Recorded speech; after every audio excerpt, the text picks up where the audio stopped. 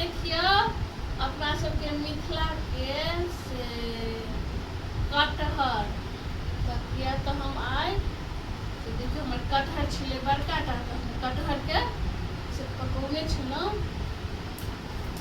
देखबै छी देखियो फ्रेंड सब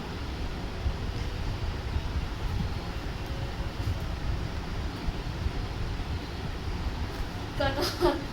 मर्द फाड़ै छै तऽ मौगिए फाड़ै लए बैठ रहल यऽ आ कटहर के कुआ दै छै खजवा कटहर छै आ ई भऽ गेल नेरहा कटहर के नेरहा एकरो सब्जी बनै छै मिथिला में ना अपना सबके मिथिला में एकरो सब्जी बनै छै आ सबसे बेसी तऽ कटहर के कुआ नहीं देखियो खजवा कटहर छै मिथिलावासी सब फ्रेंड सब आबे जाओ कटहर खाय ले कटहर के कुआ एक थारी भऽ जेतै खाय वाला कोई है नहीं है दुए गोटा खेबै फ्रेंड सब हेलो फ्रेंड सब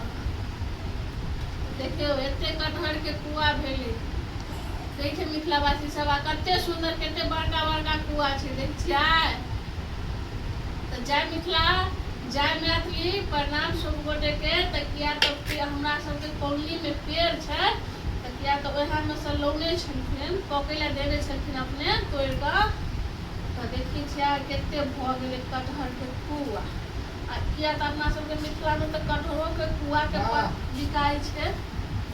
कटहरो खइयो कटहर के से पकेबो करियो आ तकर एकर सब्जियो बना के खाओ आ कुआ तऽ देखते छियै कते बड़का बड़का छै